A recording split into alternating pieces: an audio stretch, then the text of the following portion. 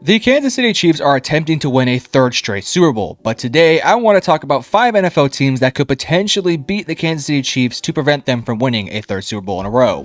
So before I get into my top 5, I did want to hand out 3 honorable mentions. These are teams that are really good and arguably better than Kansas City next year and maybe could beat them in the playoffs or in the Super Bowl. Those teams being the Buffalo Bills, San Francisco 49ers, and the Philadelphia Eagles. I decided not to use the Bills and Niners because they've had a long historic rivalry in recent years against the Chiefs and they just have not gotten the job done. So I don't really believe they're going to be able to get it done next year. They could definitely do it, but based off history, it won't happen. And then you have Philadelphia, a team that I really strongly thought about putting in this list, but they just silently missed the list. I could have made it a top 6, but that's just not as fun. But starting off at number 5, we're going to be talking about the New York Jets. Now, the New York Jets are an interesting team because their entire philosophy is based off of what is a 40-year-old quarterback in Aaron Rodgers. Their entire core of players are completely reliant on the health of Aaron Rodgers, which is a 40-year-old player coming off a torn Achilles, which arguably we've never seen in the NFL. But Aaron Rodgers is such a special and unique talent who can elevate a team's potential just simply off the back of how great he is. And if Aaron Rodgers is even 70% of what he was when he was winning those MVPs with the Green Bay Packers, we're talking about a top 10 quarterback that could elevate an already really good New York Jets roster to Super Bowl caliber team. However, as I've mentioned, this team is completely reliant on the health of a couple players, Morgan Moses,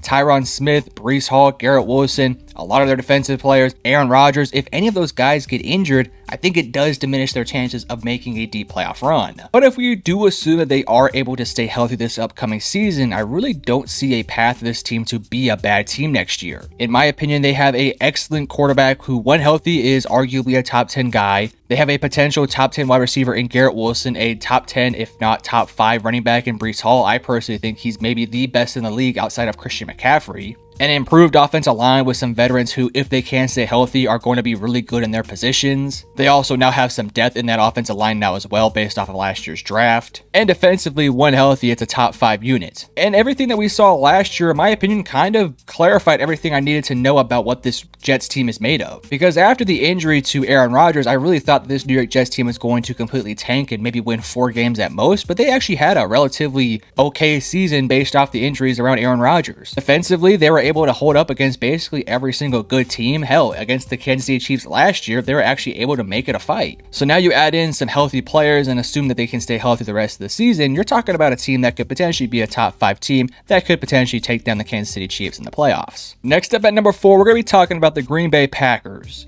Now, this might be a little bit of a controversial one, especially because I left out the Philadelphia Eagles, but hear me out. I think this Green Bay Packers team has a ton of potential. Jordan Love in the second half of last year was a top 10, if not top 5 quarterback in the league, and had he played like that the entire season, he maybe would have been able to win himself an MVP. Now, that's a bold statement, and I don't know if that's actually how it would have happened, but everything that I saw in the second half of that season heading into the playoffs and even into the playoffs was that he was a bona fide star in the league. And last year, we also have to take into account that when this team was playing good football, they not only beat the Kansas City Chiefs, but they were also able to beat the Detroit Lions, and arguably, they maybe should have beaten the San Francisco 49ers in the playoffs. And who knows, had they beaten the Niners in the playoffs, there might have been a chance they could have made the Super Bowl last year with what is arguably a worse roster last year than what it is this year. This year, they brought in guys like Xavier McKinney and Josh Jacobs who should elevate this roster's potentials by an infinite amount. Josh Jacobs is arguably a top 10 running back. In my opinion, Xavier McKinney is the most underrated player in the league, arguably. I think he's a top 5 safety. And if Jordan Love can play consistently like he did in the second half of last year, we're talking about a team that can make a super deep playoff run. And when you look at the rest of the NFC, it's not like the Packers are going to be extremely tested. Again, yes, you have the San Francisco 49ers, you have the Dallas Cowboys, you have the Philadelphia Eagles, you have the Detroit Lions, the Chicago Bears, the Minnesota Vikings. It's a really good conference. But I think of those teams that I listed, maybe the Lions, Eagles, and the Packers are the 3 teams that I feel the most confident in going forward, especially if the whole Brandon Ayuk situation does end up with a trade out of San Francisco. Don't get me wrong, San Francisco is going to be just as good this year as they were last year, but based off what I've saw and how these teams have gotten better, I like what Green Bay's done a little bit more than what San Francisco's done, and I personally do believe they're going to be able to take enough strides forward to beat out a team like San Francisco or Philadelphia potentially. And as I mentioned a little bit earlier, they've already proven that they can beat the top end teams in the regular season, which I know it doesn't matter too much because it's a regular season game, but they've also been able to show the ability to win within the playoffs, dominating teams like the Dallas Cowboys, giving a really good fight to what would end up being the Super Bowl runner-up in the San Francisco 49ers. So all in all, I'm doing a lot of projections on this one. I'm not 100% confident in this pick, but I do feel like this is one of the best teams in the NFC that could give the Kansas City Chiefs a real run for their money. Next up at number 3, we're going to be talking about the Cincinnati Bengals. Now again, there's a lot of different teams that you could have thrown on this list here, but I think a healthy Cincinnati Bengals team has shown the ability to be able to beat a team like Kansas City pretty consistently at this point. Let's not forget, just a few years ago when the LA Rams won the Super Bowl, they were really freaking close to losing it to the Cincinnati Bengals, and the Cincinnati Bengals, when healthy, have been proven to be the top, if not one of the top teams in the AFC. And after a pretty mildly successful offseason where they were able to acquire some new offensive linemen, able to bring in a guy like Geno Stone, and for now being able to keep guys like Jamar Chase and T. Higgins, you're looking at a team that should be elevated even into a higher level of play next year than they were last year. Now, I know they lost their offensive coordinator, which maybe could be an issue this upcoming season, but I don't really think it will be because I think the play of Joe Burrow, Jamar Chase, and all these studs is enough to get the job done. And I know you lost Joe Mixon, who's been an essential part of your offense for the past couple years, but I personally do believe in Zach Moss to be able to be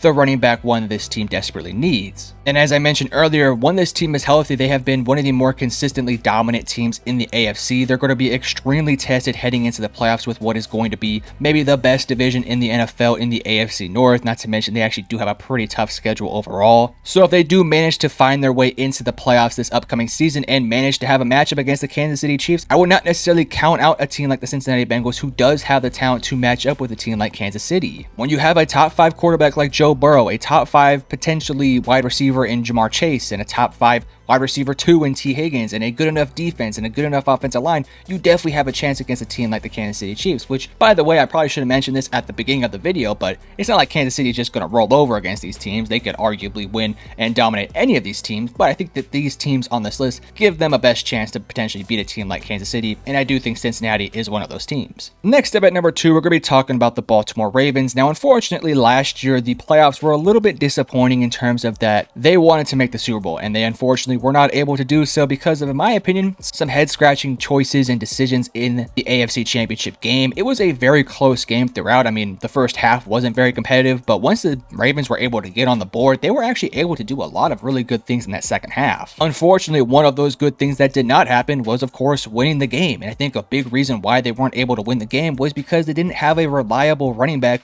who could consistently get the ball down the field. Not to mention, I do think the play calling within that game was a little bit bizarre, but that's just my opinion. I don't think that would have changed the outcome of the game had it been better, but maybe it could have. But in this offseason, you decide to bring in Derrick Henry, who I don't think is going to be uber productive in the regular season. I think he will get over 1,000 rushing yards, but I've seen some people project him to get over 1,500, which in my opinion is just not really necessary for this team. But I do think come playoff time, when it comes down to it, you have a dominant offensive line, you're going to have a dominant physical running back who can do a lot of really good things for your team, and I easily could see him going for 100 rushing yards per game in the playoffs. And in my opinion, if that does happen, that's going to allow Lamar Jackson to take a lot of the pressure off of his shoulders and be able to kind of dispense it out to different players. Not to mention, you're hoping for the improvements of guys like Rashad Bateman and Zay Flowers, and of course the health of Mark Andrews. And if all those things do happen, you're looking at an offense that should be kind of unstoppable, especially if Lamar Jackson is able to stay healthy and play up to that MVP level standard. And defensively speaking, yes, you lost Mike McDonald, which I do think will impact the defense, but I think personnel wise and who you're replacing him with, I think this defense should be just as good as they were last year. And I think last year, the reason why this team was not able to beat the Kansas City Chiefs was not really because of the defense, it was more because of the offense. I know the first half was ugly for the defense, but they got their shit together,